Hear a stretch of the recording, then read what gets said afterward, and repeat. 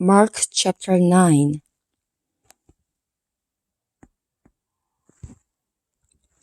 And he said to them, Truly I tell you, some who are standing here will not taste death before he see the kingdom of God has come with power.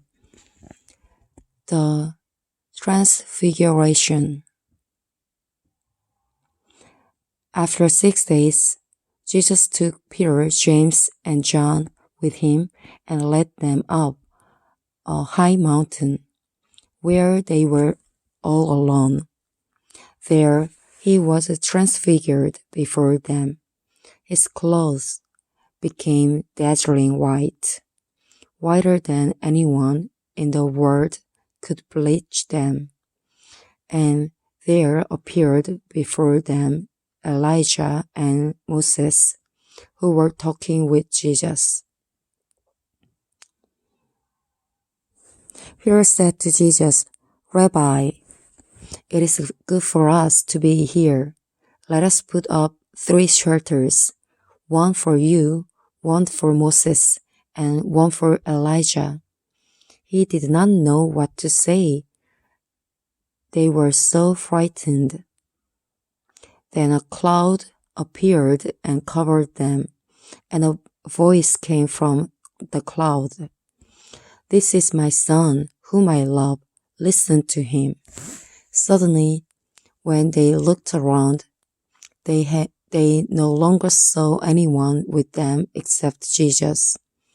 As they were coming down the mountain, Jesus gave them orders not to tell anyone what they had seen until the Son of Man had risen from the dead.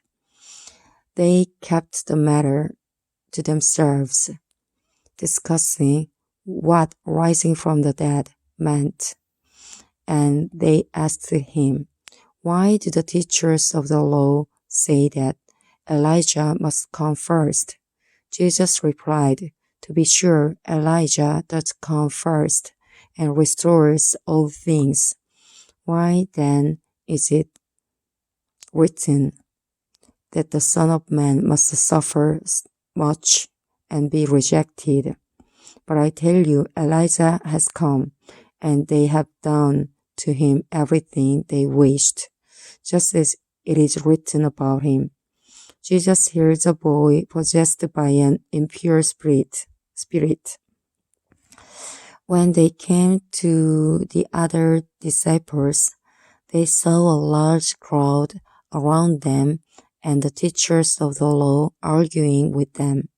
As soon as all the people saw Jesus, they were overwhelmed with wonder and ran to greet him. What are you arguing with them about? He asked. A man in the crowd answered, Teacher, I brought you my son, who is possessed by a spirit that has robbed him of speech. Whenever it seizes him, it throws him to the ground. He foams at its mouth, gnashes its teeth, and becomes rigid. I asked your disciples to drive out the spirit, but they could not. You unbelieving generation, Jesus replied, How long shall I stay with you? How long shall I put up with you? Bring the boy to me.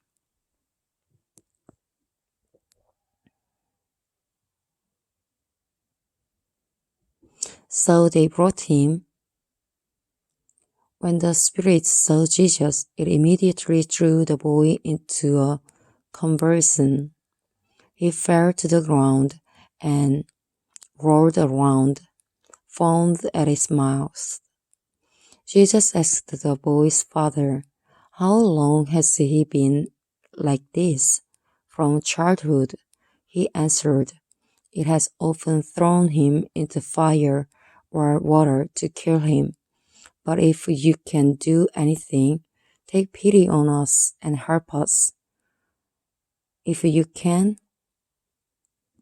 said Jesus, Everything is impossible. Everything is possible for one who believes. Immediately, the boy's father exclaimed, I do believe. Help me overcome my unbelief. When Jesus saw that a crowd was running to the scene, he rebuked the impure spirit. You deaf and mute spirit, he said, I command you, come out of him and never enter him again. The spirit shrieked, convulsed him violently, and came out. The boy looked so much like a corpse that many said, He's dead. But Jesus took him by the hand and lifted him to his feet, and he stood up. After Jesus had gone indoors, his disciples asked him privately, Why couldn't we drive it out? He replied, This kind can come out only by prayer. Jesus predicts his death a second time. They left that place and passed through Galilee. Jesus did not want anyone to know where they were, because he was teaching his disciples. He said to them, The Son of Man is going to be delivered into the hands of men. They will kill him, and after 3 days he will rise. But they did not understand what he meant and were afraid to ask him about it. They came to Capernaum. When he was in the house, he asked them, What were you arguing about on the road?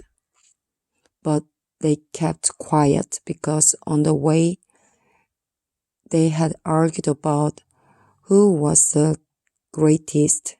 Sitting there, Jesus called the 12 and said, Anyone who wants to be first must be the very last and the servant of all. He took a little child whom he placed among them. Taking the child in his arms, he said to them, Whoever welcomes one of these little children in my name welcomes me, and whoever welcomes me does not welcome me, but the one who sent me. Whoever is not against us is for us. Teacher, said John, we saw someone driving out demons in your name, and we told him to stop, because he was not one of us. Do not stop him, Jesus said, for no one who does a miracle in my name can in the next moment say anything bad about me, for whoever is not against us is for us. Truly I tell you, anyone who gives you a cup of water in my name, because you belong to the Messiah, will certainly not lose their reward.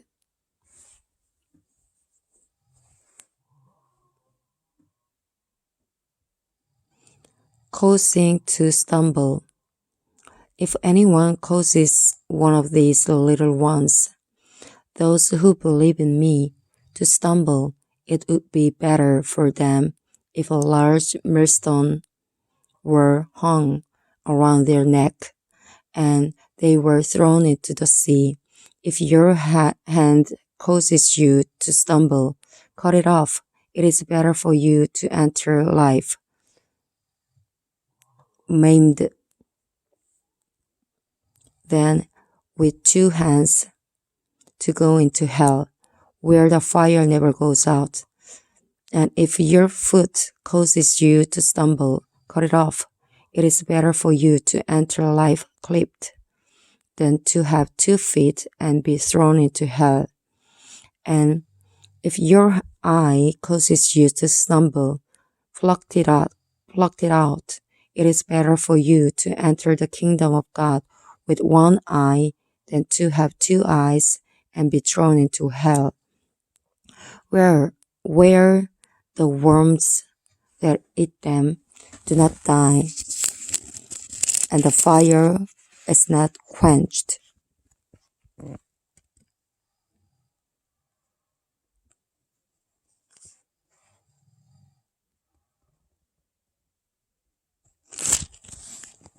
Everyone will be salted with fire.